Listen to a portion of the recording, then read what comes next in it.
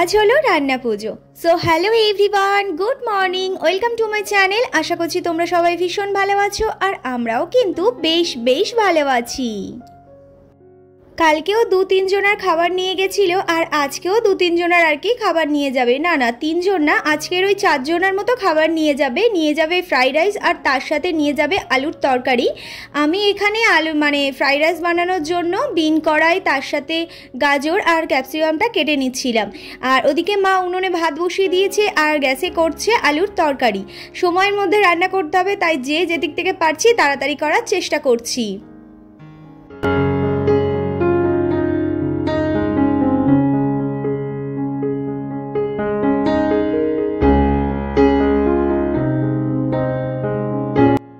ও খাবার নিয়ে বেরিয়ে যাওয়ার পর তারপর আবারও ওই মাছের তরকারি করতে হবে আর কি।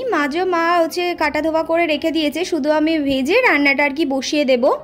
তো বেগুন আলু দিয়ে হবে মাছের তরকারি। আগে ওর খাবারটা রেডি করে গুছিয়ে ওকে বের করে দিই অফিস যাওয়ার জন্য, নইলে পরে এদিকে কাজ কিচ্ছুটি হবে না। আর আজ যেহেতু রান্না পুজো, তাড়াতাড়ি রান্নাবান্না কমপ্লিট করে ভাবছি যে ভাত তরকারিগুলো ঘরের মধ্যে রেখে আসবো, মারা যে ঘরে থাকি সেই ঘরে আর কি রেখে আসবো। এসে ডাইনিং রান্নাঘরটা একেবারে পরিষ্কার করে ক্লিন করে নেব। আর এখন যেহেতু ওই 9:30 মতো বাজে, দেখতে দেখতে দেখবে একেবারে সন্ধ্যেই হয়ে আসবে। এই যে জলের বোতলগুলো দেখছো, এগুলো কালকের আমি বেশ ভালো করে ধুয়ে পরিষ্কার করে রেখেছিলাম, কিন্তু জায়গা মতো এনে আর রাখা হয়নি। তো সেজন্য এই যে জায়গা মতো এনে এখন জলের বোতলগুলো রেখে দিলাম। সকালবেলায় মা বিছানা চাদরটা চেঞ্জ করেছিল, বিছানা চাদর আর কি কাঁচাও হয়ে গেছে, যে চাদরটা আর কি পাতা ছিল। রোদ্দুর নেই, ওই মেঘলা মেঘলা হয়ে রয়েছে, তার সাথে হালকা আর কি হাওয়া দিচ্ছে। তো বাইরেই মেলা হয়েছে, শুকিয়ে যাবে, হাওয়া দিলে পরে শুকিয়ে যাবে। তো সে যাই হোক, এই যে বালিশ দুটো একটু এলোমেলো হয়েছিল তো ঠিক করে দিলাম। আর সোফাতে যে আর কি চাদরটা থাকে তো সেটাও তুলে পরিষ্কার করে দিয়েছে। আর আমি এই যে সোফাটা একটু ঝেড়ে মুছে দিচ্ছিলাম। আর এই সোফার মধ্যে ভাবির একটা গেঞ্জি ছিল, সেটাও জায়গা মতো রেখে দিলাম। আর এই যে ব্যাগটা নিচে দেখছো, এই ব্যাগের মধ্যে কিন্তু মা, দিদি আর দিদির ছেলের জামা কাপড় রয়েছে। তো এখনও দিদিকে দিতে যায়নি, যাবে হয়তো আজ না হয় কাল, আজকের আর সময় নেই, গেলে পরে কালকে সন্ধে দেওয়ার পর এই যে ঠাকুর ঘরের পর্দা দিয়েছিলাম, সেই পর্দা সকালবেলায় এখনও পর্যন্ত কেউ সরায়নি, তাই আর কি পর্দাটা সরিয়ে দিলাম। আর তারপর এখন চলে এসেছি ঘরে এসে এই যে জামা কাপড়গুলো তুলে পাট করে রেখে দেবো, কারণ এই ঘরের চাদরটাও চেঞ্জ করব।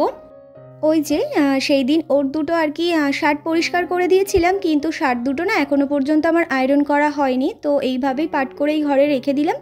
তো পুজোটা মিটে যাক, গেলে পরে ওই বাড়িতেও আমার কালকের আবার যেতে হবে। কালকে যেহেতু ভাদ্র মাসের লাস্ট, তো সেজন্য করে ওই বাড়িতে যাব। তো ওই বাড়ি থেকে ঘুরে আসার পর তারপর শার্ট দুটো আয়রন করে তারপর ঘরে রেখে দেব। আর এখন এই যে গ্যাস ওভেনটাও পরিষ্কার করে নিলাম। আর এখন আমি চলে এসেছি ঘরে, রান্নাবান্না কমপ্লিট করে কিচেনটা তো একেবারে পরিষ্কার পরিচ্ছন্ন করে নিয়েছি।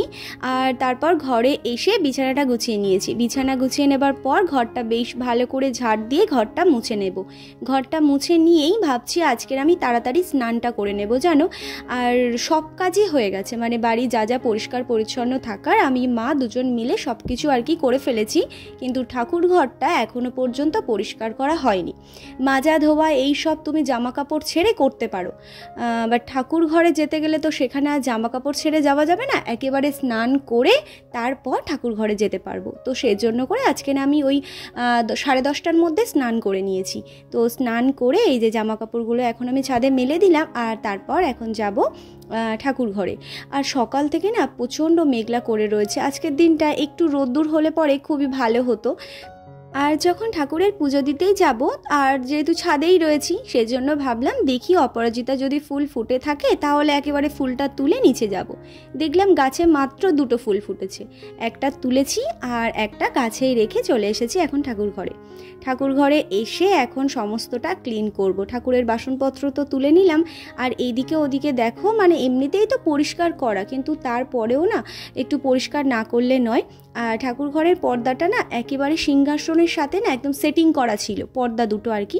তো পর্দা না দেওয়া যেত না, যদি প্রদীপ জ্বালাতাম বা ঠাকুরের জল আর প্রসাদ দিতাম তাহলে এই হাওয়া হলে পরে পর্দা উড়ে গিয়ে পড়তো, তাহলে জলের গ্লাস পড়ে যেত, কিংবা ওই প্রদীপের আগুনে পর্দাটা না আর আগুন লেগে যাবার ভয় ছিল।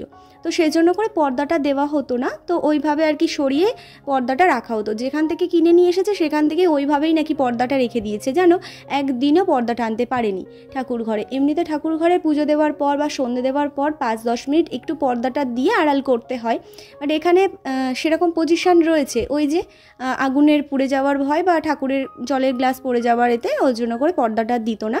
তো আমি একটা কাকাকে বলে তারপর এই যে ড্রিল মেশিন দিয়ে দুটো এই সাইডের দিকে ছিদ্র করে তারপর পাইপটা দিয়ে এই দিকে করে পর্দাটা সেটিং করে দিয়েছি। এখন বেশ দিব্যি ভালো, সন্ধে দেওয়ার পর একটুখানি কিছুক্ষণ পর্দা দিয়ে রাখতে পারি, দুপুরবেলায় ভোগ দেওয়ার পর কিছুক্ষণ পর্দা দিয়ে রাখতে পারি।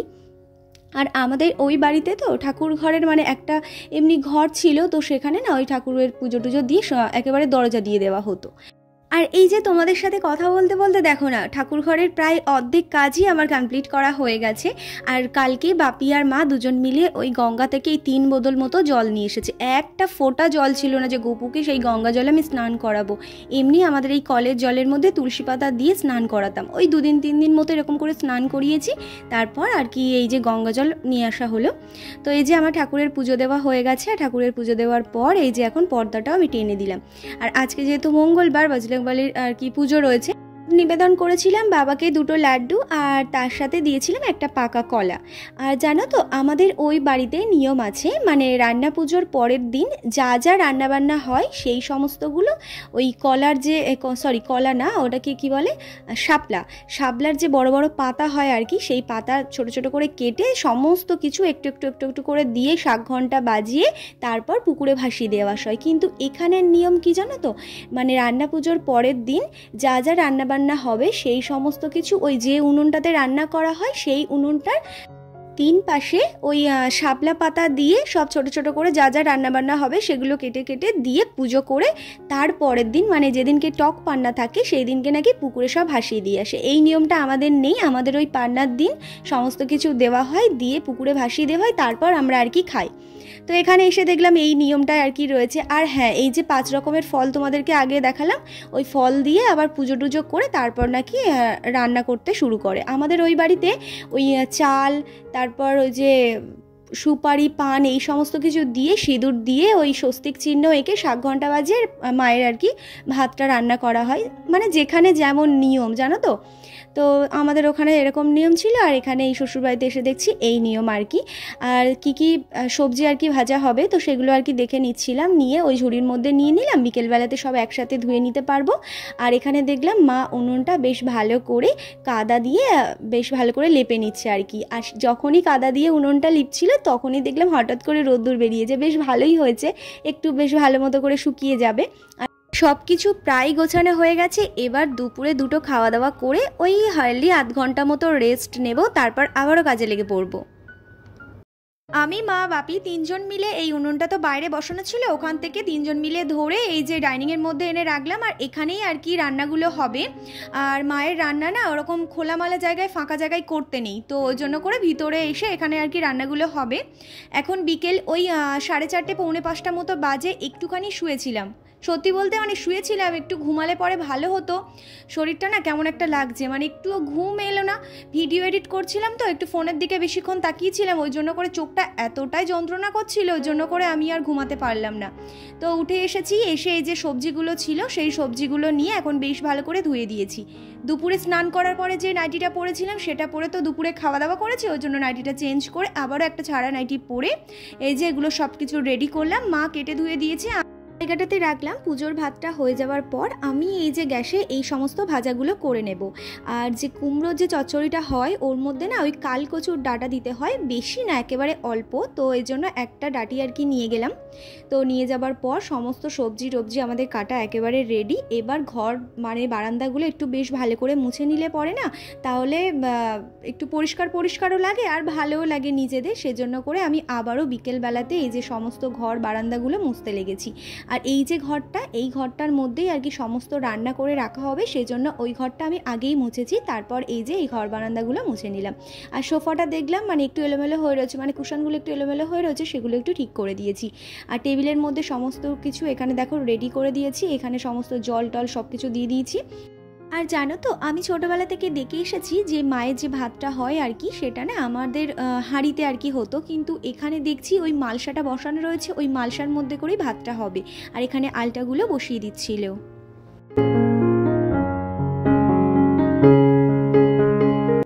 আর সব কিছু যখন গুছিয়ে গাছিয়ে সন্ধ্যের আগেই আমরা রেডি করে ফেলেছি, তাহলে পরে আর দেরি করে কী লাভ। সন্ধে হতেই তারপর এই যে রান্না বসিয়ে দিয়েছে। মায়ের ভাতটা প্রথমে হবে, তারপর পায়েস হবে, তারপর যা যা আর কি করতে পারো, মাছও আগে ভাজতে পারো, নইলে এইসব ভাজাগুলো ভাজতে পারো।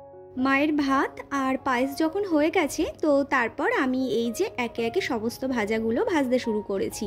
আর হ্যাঁ, একটা কথা আমি তোমাদেরকে ভুল বলেছি, যখন ওই সবজিগুলো আর কি আমি ঝুড়ির মধ্যে রাখছিলাম, তখন আমি তোমাদেরকে বলেছি 7 রকমের ভাজা হবে। না না, ওটা 10 রকমের ভাজা হয়েছিল। তো এই যে আগে আগ জিনিসটা তুলে রেখেছি, তারপর অল্প অল্প করে তুলে রাখছিলাম। আর এখন চিংড়ি ভাজছি। আর এদিকে হচ্ছে এখন মাছ ভাজা। আজ তাহলে আসি। আর হ্যাঁ, কালকে আমি তোমাদের জন্য দারুণ একটা ভিডিও নিয়ে আসছি। তো চলো, টাটা।